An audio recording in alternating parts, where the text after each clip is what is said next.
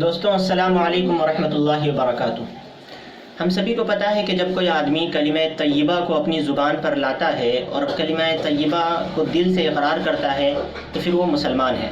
اور اگر کوئی آدمی اس کا انکار کرتا ہے تو پھر وہ غیر مسلم ہے۔ اور یہ بات پتہ ہے کہ اللہ تعالیٰ کسی غیر مسلم کی، کسی کافر کی، کسی مشرک کی مغفرت نہیں کریں گے۔ اب سوال یہ پیدا ہوتا ہے کہ جب اللہ تعالیٰ نے کہا ہے ان اللہ علی کل شیء قدیر، کہ اللہ تعالیٰ ہر چیز پر قادر ہے، تو کیا اللہ اس بات پر قادر نہیں ہے کہ کافر کی بھی مغفرت کر دے؟ اور کیا اللہ اس بات پر قادر نہیں ہے کہ مشرک کی بھی مغفرت کر دے؟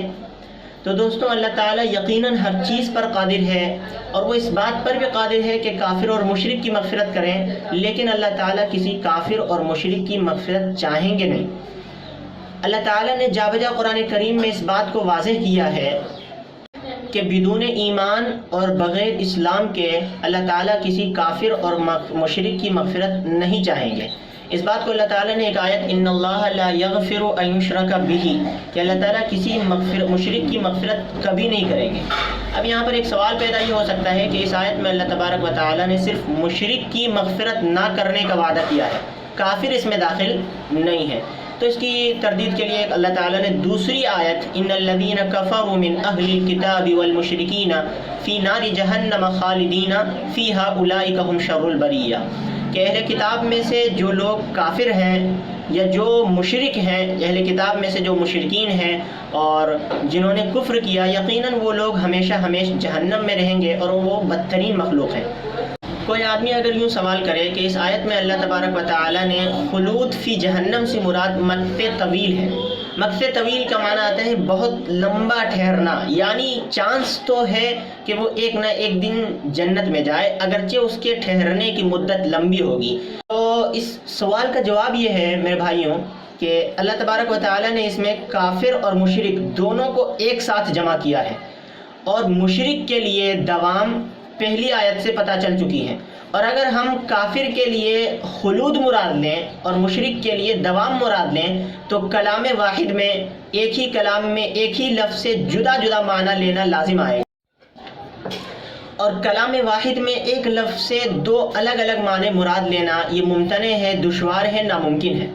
لہٰذا پتہ چل گیا کہ کافر بھی ہمیشہ